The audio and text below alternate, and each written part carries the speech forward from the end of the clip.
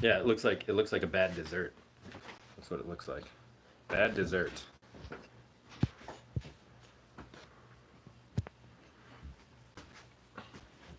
All right, who do we have? Who's here right now? Who's logged in and looking at our stream? Can we turn this light just a little bit? Since this is not, that's good. That's good. Oh, Maya, how you doing, Maya? Apologies if it's shaky. There we are. Yeah, quit shaking things, Carlos. Quit shaking things.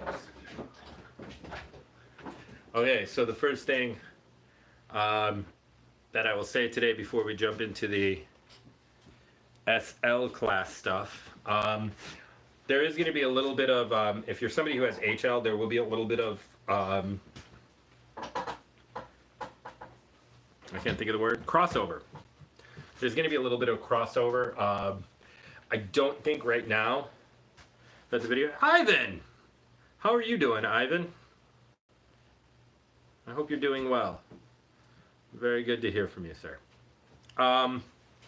The first thing that I want to say is to anyone who has already turned in their IA, which is a majority of you now, you uploaded it to ManageBack. Thank you. I miss you, buddy. Thank you for that. I'm very glad that you've got those up. There's a couple people who you didn't put it up there. I know, it's a terrible drawing, isn't it? I was just telling Carlos about that. I did it real fast. I'll explain it. But if you got your IA, and like some of you, even if you got it in late, but I'm pretending you didn't, thank you so much. Thank you so much for getting your IA in. I'm going to explain a couple of things about that. Now, this year, everybody has to have their internal assessment uploaded. Everybody's internal assessment is going to be sent to IB to be graded externally. So I'll put my comments on it, on everyone's, and then we'll see if they give you the same grade. In addition to that, I'm also giving you a predicted grade based, it's essentially how I think, based on everything that you've turned in, everything that you've done through the course of this class, how I think that you would perform on the IB tests, okay? These are just the things that I have left to do. I want to thank you, everybody who's been remaining engaged with what we're doing. Couple of quick reminders. One, next week, of course, I will not be uploading any academic content because next week is spring break, so I won't be uploading any academic content, and I will not have any thing that you will have to turn in for me. Now, if for whatever reason you don't completely love your IA, and there's a change you wanted to make that you knew as you were uploading it, you're like, oh, this is really terrible, email me with that ASAP, because I'm going to try by the end of this week to have them all ready to be uploaded into the IB system. So I'm going to I'd like to have everything 100% ready to go, so I can just tell Mr. Evans, go ahead and upload those. So to that end, if there's anything at all that you'd like to tweak on it, let me know as soon as possible, so then we can work something together. I do believe that's it. Oh, if you do have any questions about anything next week, even though we won't be having class, feel free to send me an email. If it's something that we need to set up a one-on-one or a small group Zoom meeting for, we can. If it's something that can just be answered over emails, we will also do that. All right. So hopefully you did the work. You looked at the stuff about arteries. If you looked at all the things about arteries that I posted yesterday, throw a thumbs up in the chat. Also, let me know if you get a chance. If the way that I did the PowerPoint helped, I think that might be a good way to do PowerPoints that I have for you moving forward until we get back in the building, which is basically I tore apart the old PowerPoints that I would do in class, redid them so they're smaller chunks, and then tried to give a little bit of explanation and exposition about each slide, as we go along to try to make it a little easier and a little more palatable. And then I included the original PowerPoint for you. Again, all of this is designed to help make sure that you understand the material. If it worked for you, great, fantastic, wonderful. If there are any tweaks as we move forward that you think you would find helpful, please, please, please let me know so that I can try to get help you get the most out of this. Now, what we talked about in the stuff from yesterday, and what I want to go over really quickly, because today there's not a whole lot that we need to go over as we head into spring break. But what I want to talk about is we mentioned arteries. That's what yesterday's was about. So we have this terrible looking apple and this donut here, right? These were quick sketches, and deal with it, Maya. So what I wanted to point out, right, with the apple here, is this is our heart. Not our heart necessarily, but this is the heart that we're using, right? And it's that idea that as the blood is pumped out of the heart, right? As the blood is pumped out of the heart, whether it is rich in oxygen or it's low in oxygen, that blood has a lot of place to travel. Because even if this is getting pumped into my lungs, right? It's got to go all the way through my lungs and come all the way back. So that's still a lot of travel that it needs to do, right? So think about it if you're riding your bike, right? If you're riding your bike and then you're going to coast, the more effort you put in and the harder you pedal before you coast, the farther you'll be able to coast, right? You'll be able to coast much further if you have that initial spring. The same with if you ever go swimming and you jump into a pool. If you just kind of fall forward into the pool, you don't go very far on that off that initial momentum. But if you get a good jump into the pool, you're going to go pretty far before that initial momentum wears off, right? And the heart's the same thing. Now, in the video that was posted yesterday, we describe how the arteries contracting and expanding. So they expand thanks to elastic fibers, and they contract thanks to muscle fibers, how that creates a flow, right? Now, because of all that pressure, because of all that intense pressure, arteries could be susceptible to tearing, right? Think about it. You've blown up a balloon, and the balloon's been weak, and it's popped as you were blowing it up. Anything like that, right? A lot of pressure can tear things, right? You're putting on a sock and it's got a weak point, but you put it on too hard and your foot goes through the sock.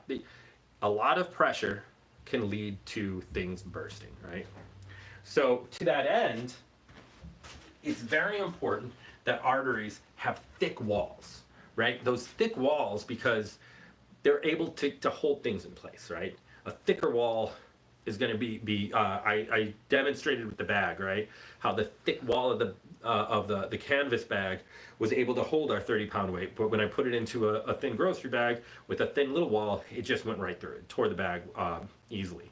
Now, unfortunately, because of the way that we're doing this, this is one time when Zoom would be helpful, is because I could screen share you. But you will see examples of micrographs later.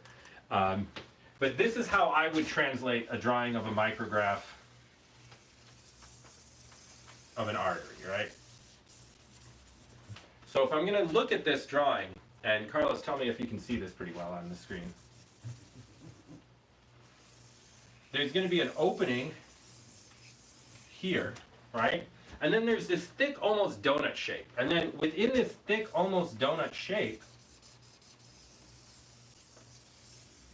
there's going to be a lot of these little things. And here, if we're talking about donut shape, it looks sprinkly.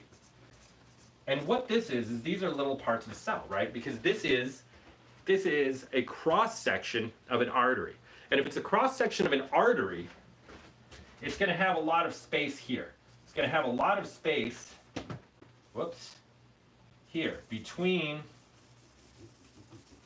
that's a thick wall. So if I see a micrograph that looks like this, it's round, it's got the thinner opening, and then it's got this very thick wall, that is an artery. Every time I'm going to know, that's an artery. If I know that I'm looking at blood cells, that's an artery. That's an arterial cell. Not that I'm making this easy for when you take the quiz/survey later. Now, a vein A vein, on the other hand, it's going to look a little bit different. I'll put it over here. A vein is going to look like this. Now, if we notice, first thing that we notice is this is nowhere near as thick. This cell wall is nowhere near as thick as this one. That's what we're looking at. That's how we know that we're talking about the difference between a vein and an artery, is the thickness is completely different, right?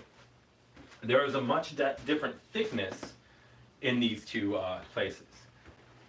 Now, that's what we have for arteries for today, but I want to talk about the work that I've assigned you for today, moving forward. I would like you to try to finish it by Friday, but I do understand that you have work in other classes as well, so if we could get it done by Monday, that would be good. What I've posted in Google Classroom for you to do is a modified version of the heart lab that we were going to do the first Monday of shutdown. Right, we had talked about we're going to do this heart lab, and then after we do the heart lab, we're going to cut up some hearts, yay! And then we've been shut down since then. Okay, so what we're going to do is I put on there a very modified version. So you have data for 3 fictional students, and I want you to get data for yourself and then graph that data. Now, I want you to think about a couple things in terms of heart rate.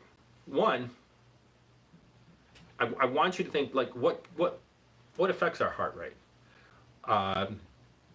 What are those things that get our heart rate going? The one thing that's easy that we all know is, well, exercise. If I'm running a lot, my heart beats faster.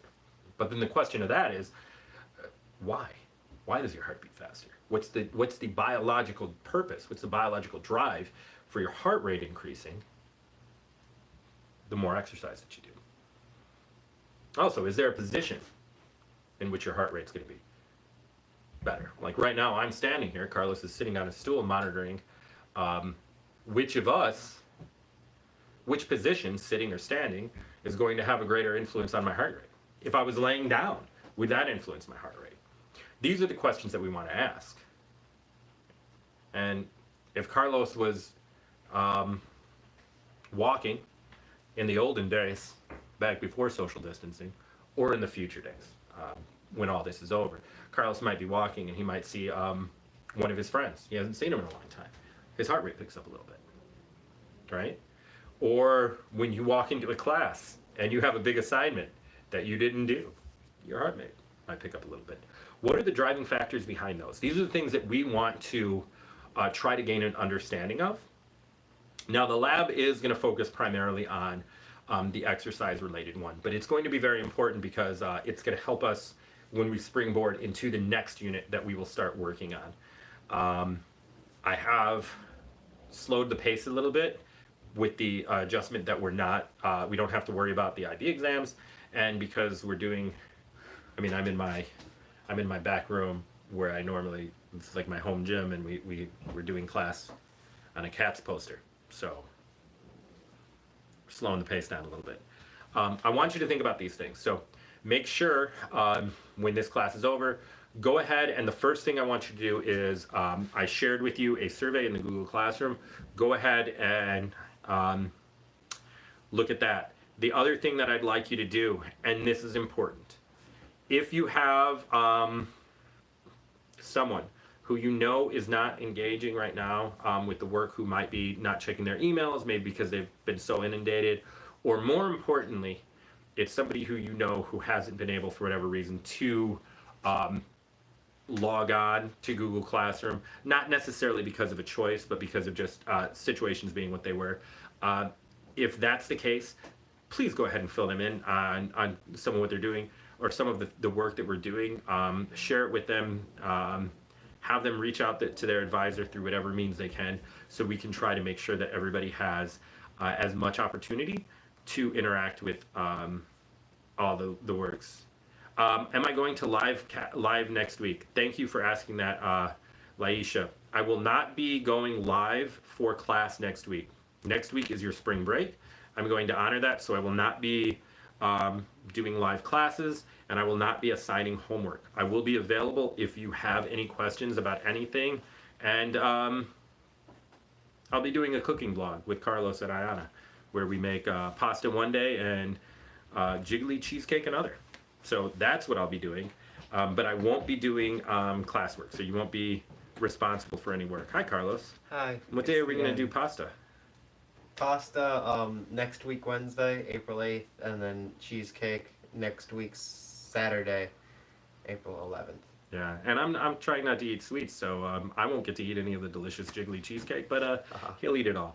If you have any questions about anything, your IA,